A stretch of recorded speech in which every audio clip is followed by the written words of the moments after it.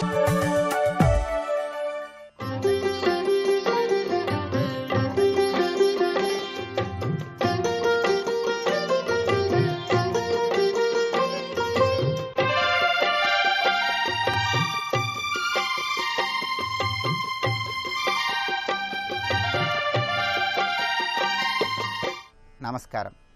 ప్రేక్షకులందరికీ శుభోదయం.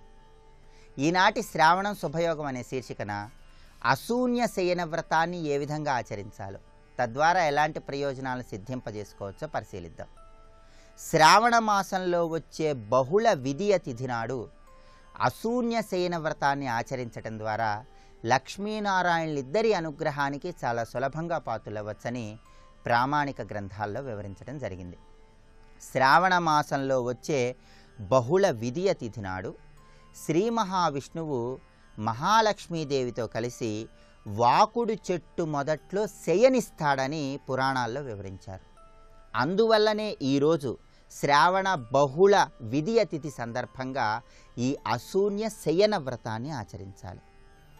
ఈరోజు అశూన్య శయన వ్రతం సందర్భంగా దేవాలయంలో లక్ష్మీనారాయణుల శయన సేవలో అనగా పవళింపు సేవలో పాల్గొన్నట్లయితే దంపతులు ఎప్పటికీ ఎడబాటు అనేది లేకుండా అన్యోన్య దాంపత్య జీవితాన్ని గడుపుతారని మనకు ప్రామాణిక గ్రంథాలలో ప్రత్యేకంగా పురుషార్థ చింతామణి అనే గ్రంథంలో వివరించడం జరిగింది.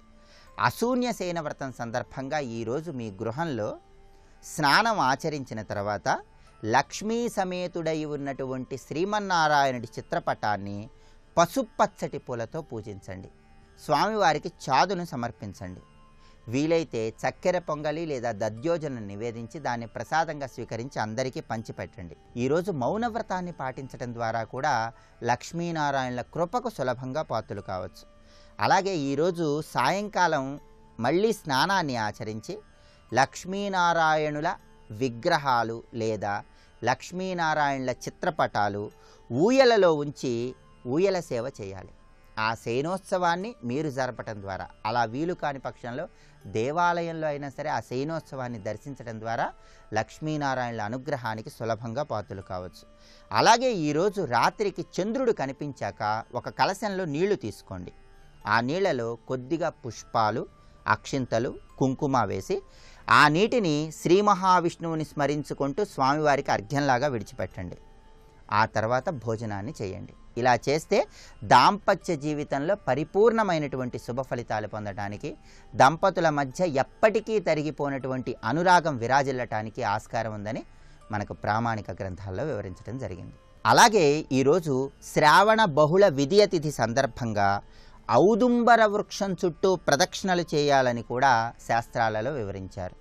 ఈరోజు ఔదుంబర వృక్షం చుట్టూ ప్రదక్షిణలు చేయటం, లేదా మీకు వీలు కాని పక్షంలో మీ గృహంలో గోడ మీద పసుపుతో వృక్షం ఆకారంలో గీయండి. అలా పసుపుతో వృక్షం ఆకారంలో గీసి దాన్ని ఔదుంబర వృక్షంలాగా భావిస్తూ ఔదుంబర నమస్తుభ్యం నమస్తే హేమ పుష్పక స జంతు ఫలయుక్తాయ నమో రక్తాండశాలినే అని స్మరించుకోండి. అలా స్మరించుకున్నట్లయితే ఈరోజు పరిపూర్ణమైనటువంటి శుభ ఫలితాలు పొందటానికి, సకల సంపదలు, అష్టైశ్వర్యాలను సిద్ధింపజేసుకోవటానికి ఆస్కారం ఎంతగానో ఉంది. ప్రధానంగా అశూన్య శయన వ్రతాన్ని ఆచరించలేని వాళ్ళు ఎవరైనా సరే, అనగా ప్రత్యేకమైన విధి విధానాలతో లక్ష్మీనారాయణులను పూజించటం, లక్ష్మీనారాయణుల పవళింపు సేవలో పాల్గొనటం, సాయంకాలం పూట విష్ణుమూర్తిని స్మరించుకుంటూ అర్ఘ్యాన్ని విడిచిపెట్టడం, ఇవన్నీ ఆచరించలేని వాళ్ళు ఎవరైనా సరే కనీసం లక్ష్మీనారాయణులు ఉన్నటువంటి ఆలయానికి వెళ్ళి ఆలయంలో లక్ష్మీనారాయణులను దర్శనం చేసుకోండి. ఆలయ ప్రాంగణంలో ఒక దీపాన్ని వెలిగించండి. ఆలయంలో ప్రదక్షిణలు చేయండి. అలా చేయటం ద్వారా కూడా ఈరోజు తప్పనిసరిగా లక్ష్మీనారాయణులు ఇద్దరి యొక్క అనుగ్రహానికి చాలా సులభంగా పాత్రలు కావటానికి, అష్టైశ్వర్యాలను సిద్ధింపజేసుకోవటానికి ఆస్కారం ఎంతగానో ఉంది. రేపటి శ్రావణం శుభయోగం శీర్షికన శ్రావణ మాసంలో వచ్చే బహుళ తదియ తిథి సందర్భంగా ఎటువంటి విధి విధానాలు పాటించాలో, తద్వారా ఎలాంటి ప్రయోజనాలు పొందవచ్చో పరిశీలిద్దాం. నమస్కారం.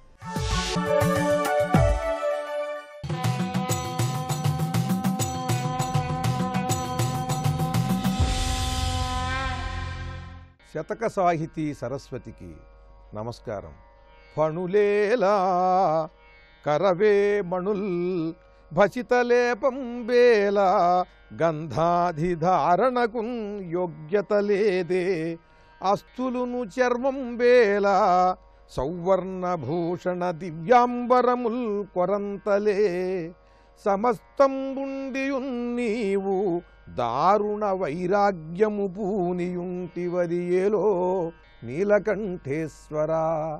ఓ నీలకంఠేశ్వర స్వామి, ఫణులేలా కరవే మణుల్. ఎందుకయ్యా నీ శరీరమంతటా కూడా ఆ సర్పాలను ఆభరణములుగా ధరిస్తావు? నీకు నవరత్నమణులేమైనా తక్కువ? ఫణులేలా కరవే మణుల్ భసితలేపం బేలా. ఆ బూడిద పూసుకుంటావేమిటయ్యా ఒంటి నిండా? గంధాధిధారణకున్ యోగ్యత లేదో.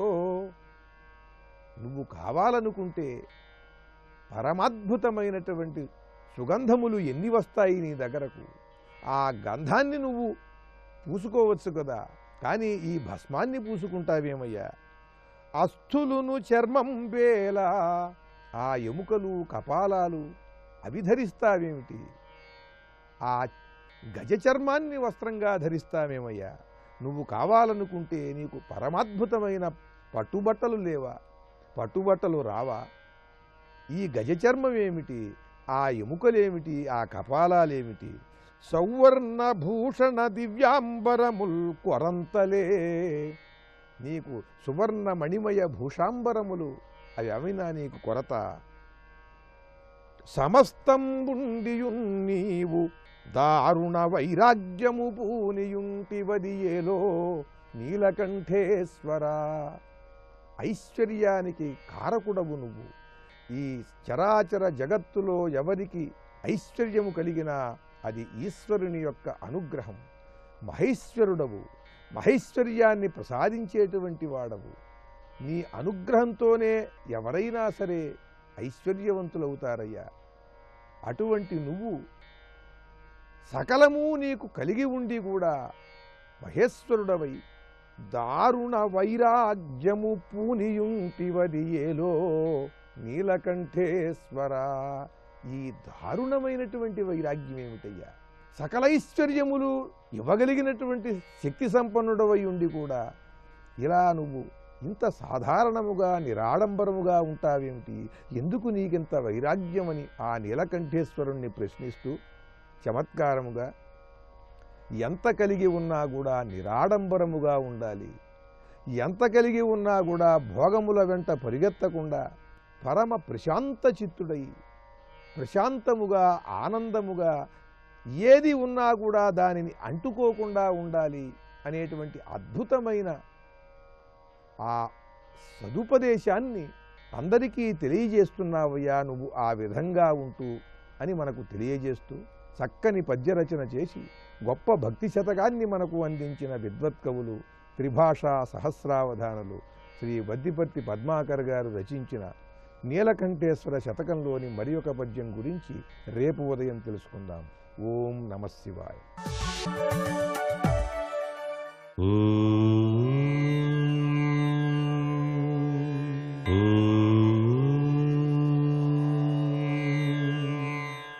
ఓం నమో నారాయణాయ. ఓం నమః శివాయ. శ్రీమాత్రే నమః. ఈరోజు శ్రావణ బుధవారం. ప్రతి వ్యక్తి కూడాను తన యొక్క భావనా పరంపర కుండలో పెట్టిన దీపంలా ఉండకూడదని, అది 10 మందికి వినియోగించాలని ఆరాటపడతాడు, ఆశపడతాడు. వీటికి సహకరించేటువంటి అద్వితీయమైనటువంటి శక్తి ఒక్క వినాయక స్వామికే ఉంది. కాబట్టే ఆ వినాయకుని చాలా చక్కగా మనం ఈ శ్రావణ బుధవారం నాడు గరికెతో అర్చన చేసి స్వామికి ప్రీతివంతమైనటువంటి ఉండ్రాళ్ళు నైవేద్యంగా కనుక సమర్పించినట్లయితే ఆ స్వామి యొక్క కరుణారస దృష్టి వలన మనలో అంతర్లీనంగా ఉన్నటువంటి దివ్యవంతమైన మనోభావన పరంపర ఇతరులు గుర్తించి దానివలన కీర్తి ప్రతిష్టలు గడించడానికి ఆస్కారం అత్యధికంగా ఉంటుంది సుమా. దీనిలో దాగిన పరమార్థ లక్షణం ఇది. ప్రతి వ్యక్తి కూడాను గొప్పవాడే. కానీ అతనిలో ఉన్నటువంటి భావనా పరంపరలను ఇతరులు గుర్తించాలి అంటే భగవంతుని యొక్క దివ్యవంతమైన వరాలు కావాలి. ఆ వరాన్ని ప్రసాదించేది విఘ్నేశ్వరుడు ఈ యొక్క శ్రావణ బుధవారం నాడు. ఓం ఐం హ్రీం శ్రీం సర్వలోక వసంకర్త్యై నమః అంటూ ఆ జగన్మాతను ఆరాధన చేసి ఓం గం గణపతియే నమః అని చెప్పేసి ఆ యొక్క విఘ్నేశ్వరుని మనం ధ్యానం చేద్దాం. ఎందుకంటే సర్వమంగళి యొక్క అనుగ్రహ దివ్యవంతమైన కరుణారస దృష్టితో పాటు స్థితిపతి నిధిపతి ప్రియపతి అయినటువంటి గణపతి అనుగ్రహం కూడాను మనకు ఈ శ్రావణ బుధవారం నాడు తప్పనిసరిగా కలిగి తీరాలి కదా. మరి సర్వే జనా సుఖినో భవంతు.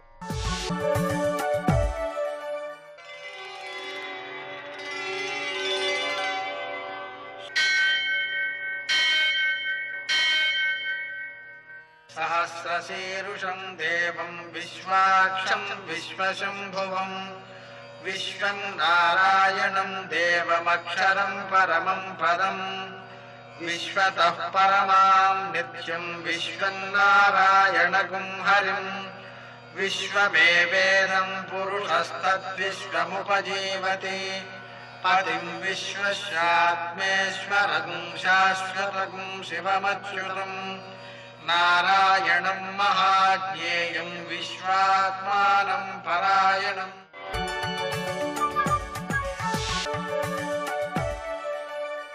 సూర్యశౌర్యమథేందురింద్రపదవీ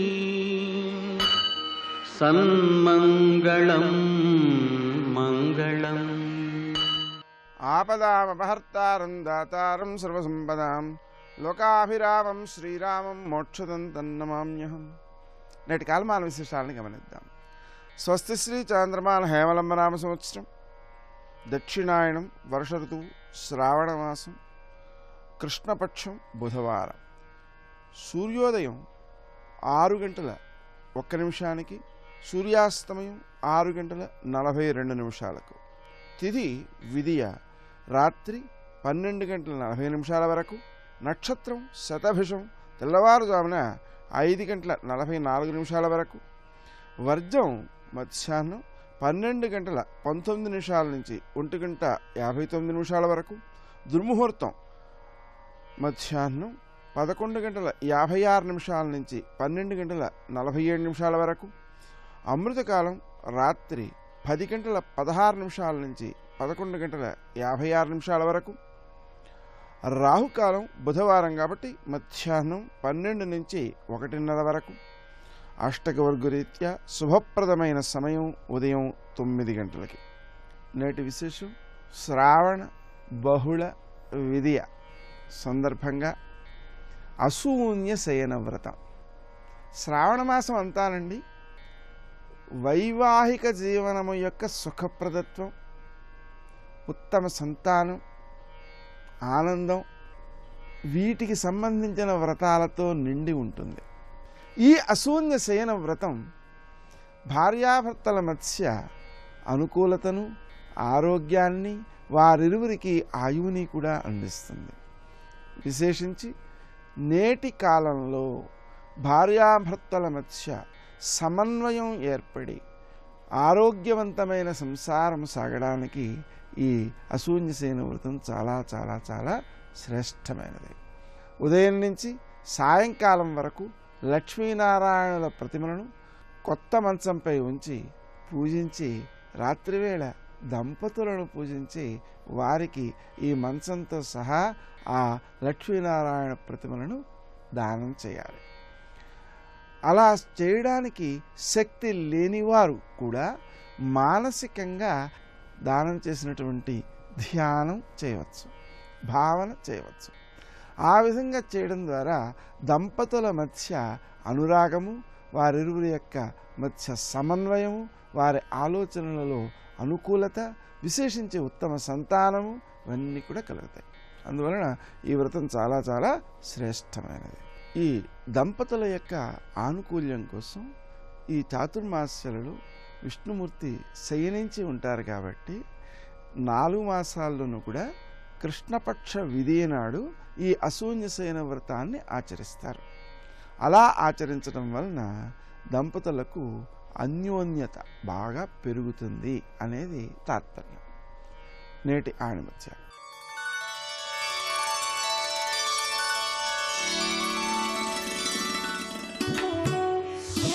కాలం ముందుకు ప్రవహించే నది లాంటిది. ముందుకు ప్రవహించడమే తప్ప వెనక్కి రావడం వీల్లేనిది.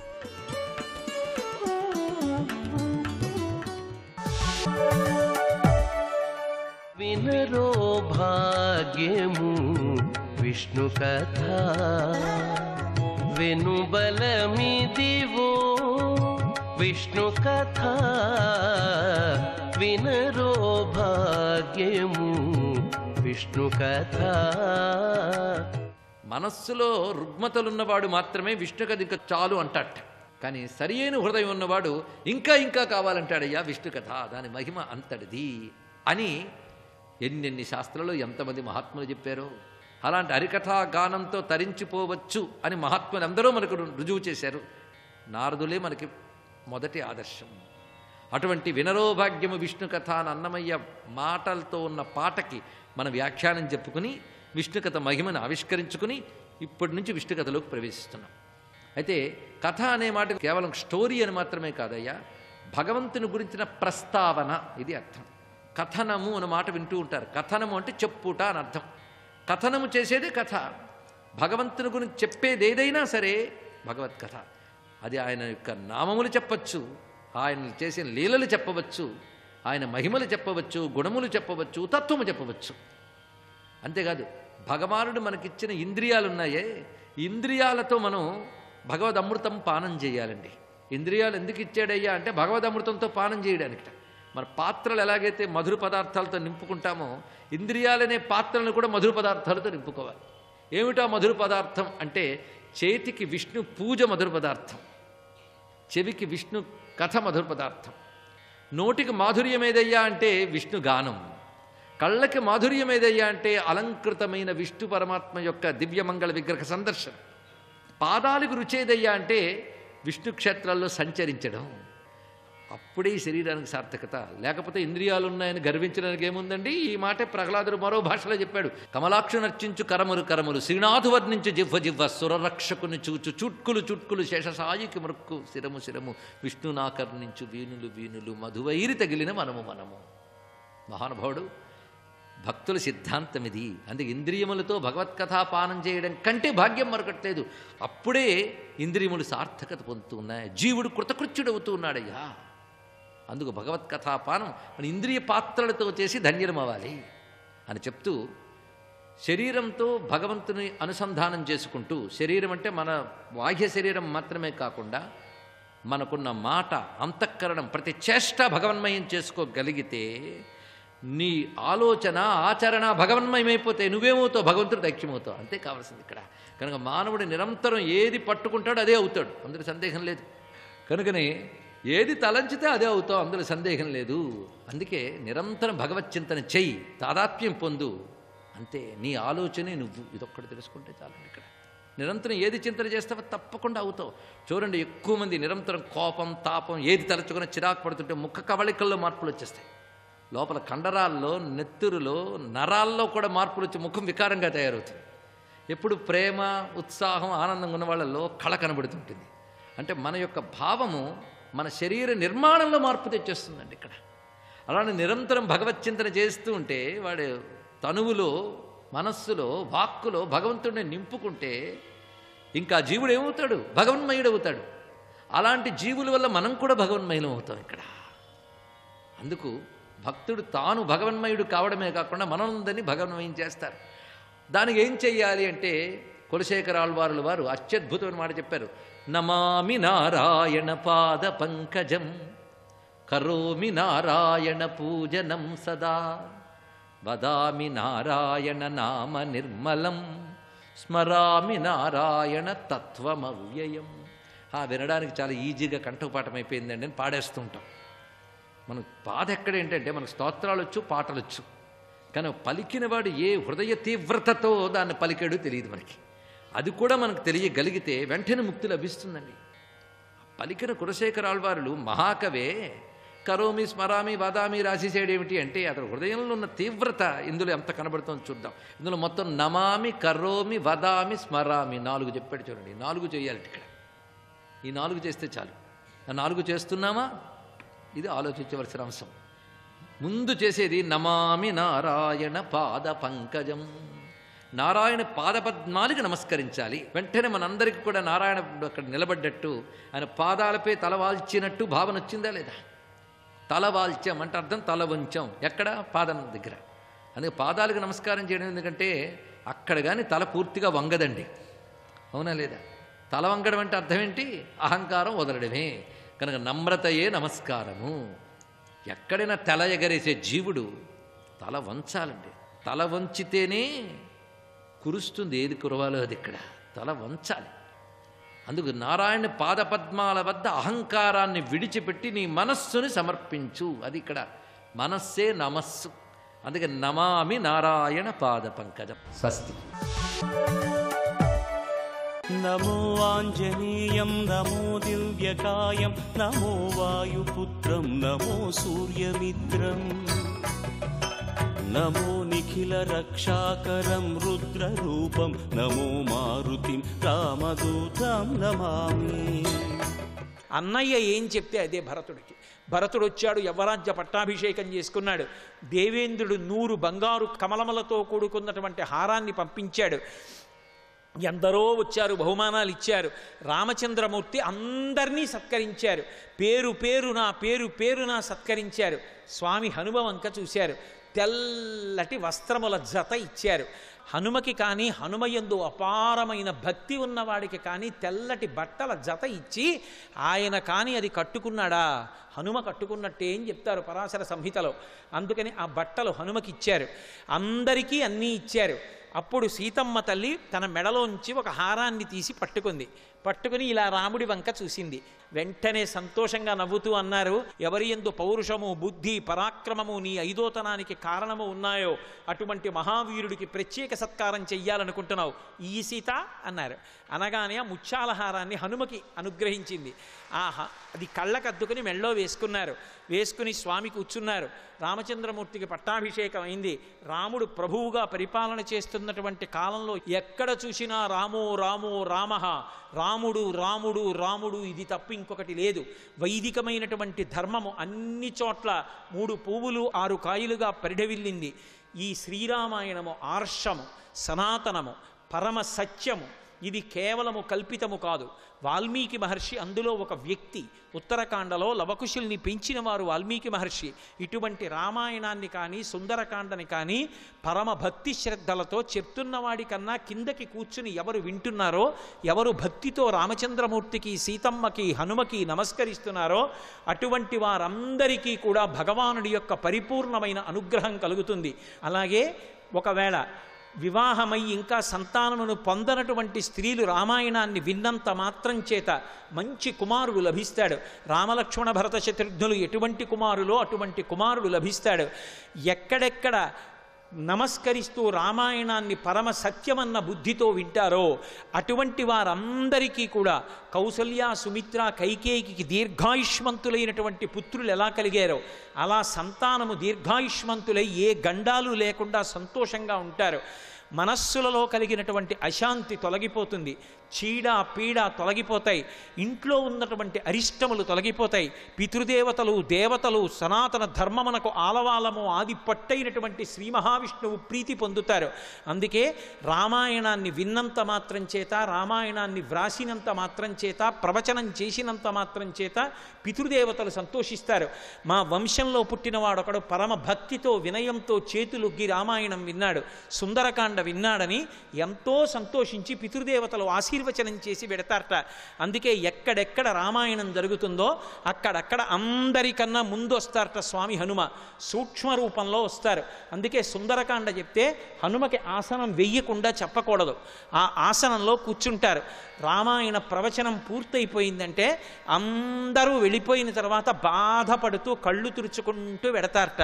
ఎందుకంటే రాముడు అవతార పరిసమాప్తి చేస్తున్నప్పుడు అడిగాడు, హనుమా నువ్వు వస్తావా అని అడిగారు. అక్కర్లేదు, మత్కథా ప్రచరిష్యంతి యావల్లోకే హరీశ్వర తావద్రమస్య సుప్రీతో మద్వాక్యం అనుపాలవన్. నాకు రామా నువ్వొకటి నీ కథ ఒకటి కాదు, నీ కథ చెప్పబడినంత కాలం, నీ నామము భజింపబడినంత కాలం ఈ లోకంలో ఉంటానన్నారు. ఎత్ర ఎత్ర రఘునాథ కీర్తనం తత్ర తత్ర కృతమస్తకాంజలిం బాష్పవారి పరిపూర్ణలోచనం మారుతిం నమతరాక్షసాంతకం. రామచంద్రమూర్తి యొక్క గుణగణములు, సీతమ్మ పాతివ్రత్యము, రామాయణ కథా ప్రవచనం చేస్తూ ఉంటే ఆసనంలో కూర్చుని తల ఉంచుకుని కన్నుల వెంట బాష్పధారలు కారిపోతుండగా పరమ సంతోషంతో రామాయణం వింటారట. మంగళం చెప్పేసి నీరాజనం ఇచ్చేసిన తర్వాత వెనక్కి తిరిగి చూస్తూ మళ్ళీ ప్రాంగణంలో రామాయణం ఎప్పుడు చెప్తారో, రామకథ ఎప్పుడు వినపడుతుందో అని బాధగా వెళ్తారట. తులసీదాసు గారికి అలా దర్శనమిచ్చారు. ఆఖరణ వెడుతున్నటువంటి వారిని పట్టుకున్నారు. హనుమ దర్శనమిచ్చారు తులసీదాసు గారికి. అప్పుడే పరమ ప్రమాణం. చంద్రశేఖర భారతీ స్వామి వారు నిరూపణం చేశారు. సుందరకాండ చెప్తే స్వామి తప్పకుండా వచ్చి కూర్చుంటారు. అందులో ఏ విధమైనటువంటి సందేహం లేదు. ప్రాణాలు పోయే వాళ్ళకి కూడా ప్రాణాలు దక్కుతాయి. స్వానుభవంతో చెప్తున్నాను. అంత గొప్ప సుందరకాండ. అటువంటి సుందరకాండ విన్న తర్వాత ప్రతివారు కూడా తమకు పరమేశ్వరుడు ఎంత బిగ్గర కంఠమిచ్చాడో అంత బిగ్గరగా ఒక మాట చెప్పమని చెప్తారు. బలం విష్ణోహ ప్రవర్ధతాం అనాలి. అంటే శ్రీ మహావిష్ణువు యొక్క బలము పెరుగుగాక అని చెప్పాలి. అది విని స్వామి హనుమ ఎంతో సంతోషిస్తారట. లోకంలో విష్ణువు యొక్క బలం పెరిగితే ధర్మం నిలబడుతుంది. సర్వం శ్రీ ఉమామహేశ్వర పరబ్రహ్మార్పణమస్తు. స్వస్తి.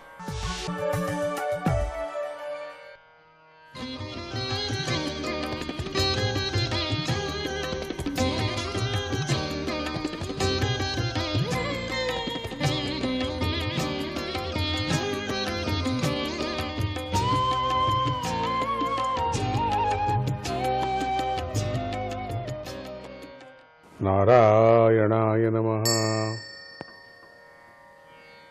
7వ అధ్యాయం. ఈ అధ్యాయంలో శకటాసుర సంహారము గురించి చెప్పవచ్చారు. తృణావర్తుని ఉద్ధరించుట అనేటువంటి విషయాలు కూడా ఇవన్నీ దీంట్లో ఉన్నాయి. పరీక్షిత్ మహారాజు శ్రీ సుఖ మహర్షిని ఇలా అడుగుతున్నాడు. ప్రశ్న చేస్తూనే ఉన్నాడు, తనకు జవాబు చెప్తూనే ఉన్నాడు. పాపం ఏనావతారేణ భగవాన్ హరిరీశ్వరః కరోతి కర్ణరమ్యాణి మనోజ్ఞాని చనః ప్రభో. ఓ ప్రభు, జగత్తును నియమించేవాడు భగవంతుడైనటువంటి శ్రీహరి తన అన్ని అవతారాలలో చెవులకు ఇంపు కలిగేలాగా చేసిన లీలలన్నీ మనోహరాలే. ఏ లీల విచారంగా చెప్పుకున్న చిన్నదైనా పెద్దదైనా ప్రతి సందర్భంలోనూ ఒక్కొక్క అవతారం కొన్ని రోజులకు మాత్రం వచ్చి వెళ్ళాడు. ఒక్కొక్క అవతారం కొన్ని ఏళ్ల వరకు ఉన్నారు. ఒక్కొక్క అవతారం ఆ పని అయిన తర్వాత వెళ్ళిపోయారు. ఈ విధమైనటువంటి లీలలు చూసినప్పుడు దీనికి దాన్ని పోల్చడం, దానికి దీన్ని పోల్చడం అనేది లేదు. లీలలన్నీ మనోహరాలే. శ్రీహరి యొక్క లీలను శ్రవణం చేసేవాడికి మనస్సులో శ్రమతో కలిగిన దౌర్బల్యము, దానికి కారణమైన పలు రకాల తృష్ణ తొలగిపోతుంది. వీళ్ళందరికీ కొంచెం ఈ లీలల గురించి కొంచెం చెవిలో పడిందంటే వాళ్ళంతా వెంటనే తొలగిపోతుంది. వెంటనే మనస్సు శుద్ధమవుతుంది.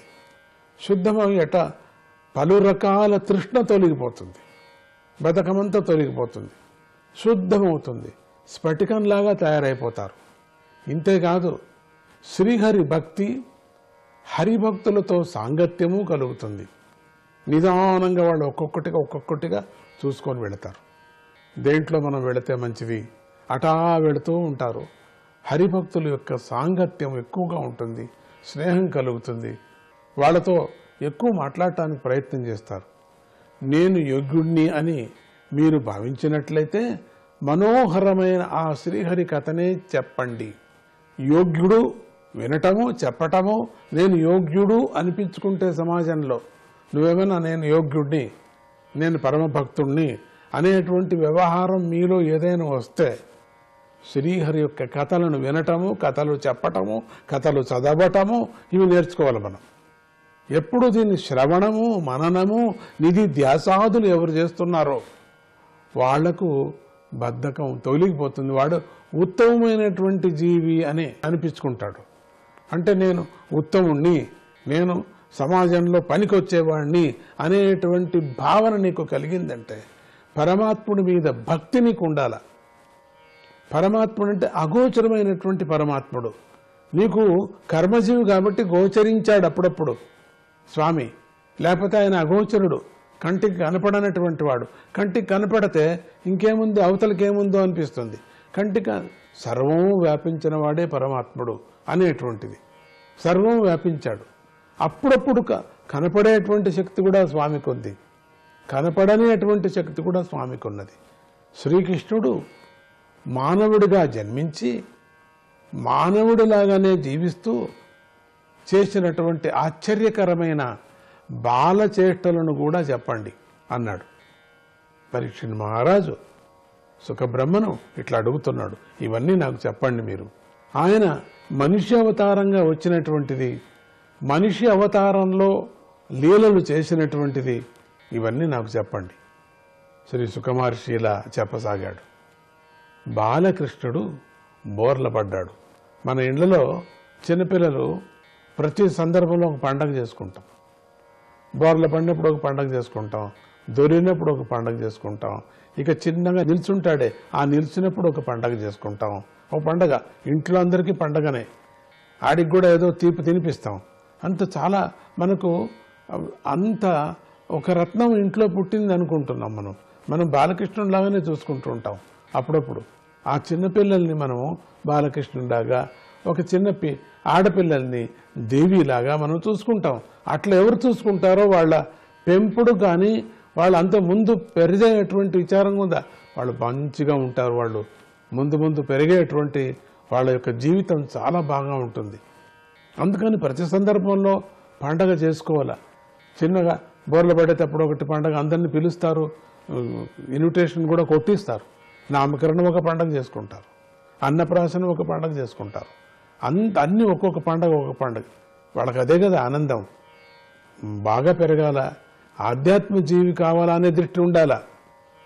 మనకేది ఉంటుంది, బాలకుడు పుడుతూ ఉండగానే వీడిని ఐఏఎస్ చదివిస్తామా, డాక్టర్ చదివిస్తామా, ఇంతటితో ఒట్టి లౌకికమైనటువంటి విచారాలకి వెళుతుంటారు.